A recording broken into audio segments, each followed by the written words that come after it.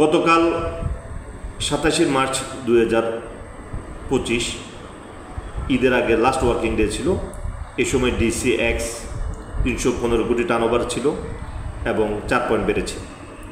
আমাদের আজকের আলোচনা মিউচুয়াল ফান্ড এবং ব্যাংক নিয়ে। ঈদের বন্ধের 3 দিন আগে মার্কেট ভালো ছিল। আমাদের জন্য টেকনিক্যাল অ্যানালাইসিস অনুযায়ী আমাদের সুখবর যেটা হলো যে ঈদের পরেও মার্কেট ভালো থাকবে টেকনিক্যাল অ্যানালাইসিস অনুযায়ী। সুতরাং আমরা মার্কেট নিয়ে আর এতটুকু দ্বিধাদ্বন্দ্বে থাকবো না। আমাদের মার্কেট ভালো হচ্ছে। আমাদের এখন শুধু ইনভেস্টমেন্ট পলিসিগুলো আমাদেরকে চেঞ্জ করতে হবে। মিউচুয়াল ফান্ড বাড়বে এবং ব্যাংক বাড়বে, আমি অনেক দিন যাবত ধরে বলছি। এবং মিউচুয়াল ফান্ড ছাড়াও ব্যাংক ছাড়াও অন্য সেক্টরের তো দাম বাড়ছে। তো আমাদের ট্রেডিংয়ের যে মূল উদ্দেশ্য, ফার্স্ট আমাদের প্রায়োরিটি দিতে হয়, আমাদেরকে ইকুইটি সেভ করতে হবে, দেন আমাদেরকে প্রফিট করতে হবে। যার কারণে আমার কাছে সবচেয়ে সেফ সেক্টর মনে হয়েছে মিউচুয়াল ফান্ড এবং ব্যাংক। ব্যাংকে ডিভিডেন্ড টেক করতে হবে, মিউচুয়াল ফান্ডে থাকতে হবে।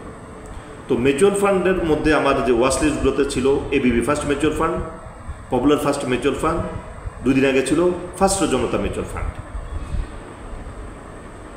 গতকাল হোয়াটসঅ্যাপ গ্রুপে আমি দিয়েছিলাম prime one ICB mutual fund. তো আমি আশা করব এই শেয়ারটাও ভালো মুভমেন্টে যাবে, যেটা আমি হোয়াটসঅ্যাপে গতকালকে দিয়েছি, prime one ICB mutual fund. আমাদেরকে ব্যাংকের ডিভিডেন্ড টেক করতে হবে। মার্কেট এই অবস্থা থাকা অবস্থায়ও আমাদের পোর্টফোলিওতে মিনিমাম 30 থেকে 40% গেইন আসবে টেকনিক্যাল অ্যানালাইসিস অনুযায়ী বোঝা যাচ্ছে। এবং প্যাটার্ন অনুযায়ী, ট্রেডের প্যাটার্ন, ব্যাংকের শেয়ারগুলোর ট্রেডের প্যাটার্ন অনুযায়ী বোঝা যাচ্ছে যে এগুলো ডিভিডেন্ড ফ্রি করে দিবে।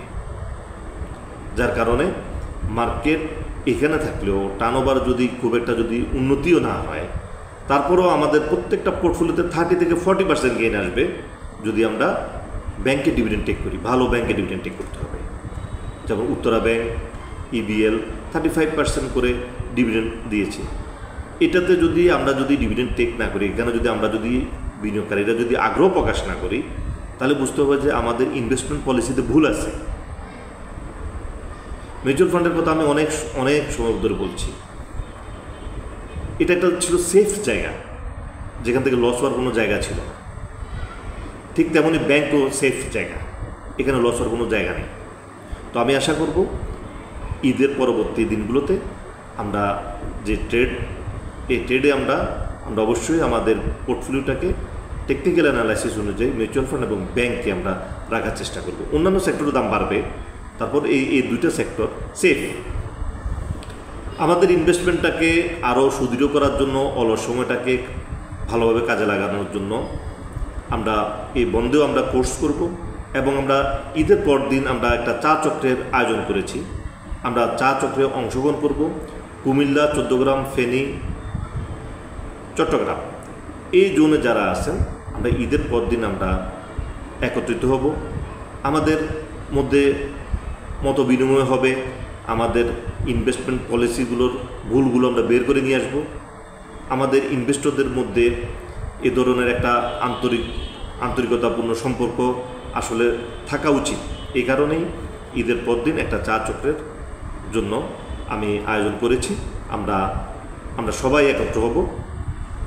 এখানে আমরা আমাদের বিভিন্ন সমস্যা, সুবিধা, ইনভেস্টমেন্টের এই বিষয়গুলো নিয়ে আমরা আলোচনা করব। এবং এই অলস সময়টাকে আমরা, এই আনন্দর সময়টাকে আমরা আরও আনন্দময় করব, যেটা রাত 10টার সময় আমাদের খুব একটা কাজ নেই। এই সময়টাকে আমরা লার্নিং পারপাসে আমরা শিখব, আমরা কোর্স করব, আমাদের ইনভেস্টমেন্ট পলিসিটাকে আরও শক্তিশালী করব। যার কারণে বেশ কয়েকজন আমাকে রিকোয়েস্ট করেছেন, তারা ফি জমা দিয়েছেন, বলেছেন যে আপনি যখনই কোর্স করাবেন তখনই আমরা অংশগ্রহণ করব, আমরা ফি জমা দিয়ে রাখছি। তো আমি যদি সম্ভব হয় আগামীকালই আমরা কোর্স একটা শুরু করব। যদি আমাদের পার্টিসিপেন্ট আমরা যদি সবাই অংশগ্রহণ করে, তাহলে আমরা আগামীকাল থেকে শুরু করতে চাচ্ছি। তো আপনারা যারা আগ্রহী, এই অলস সময়টাকে আমরা কাজে লাগাবো আমরা কোর্সের মাধ্যমে। এবং আমরা ঈদের পরেও আমরা ঈদের আনন্দ ভাগাভাগি করব।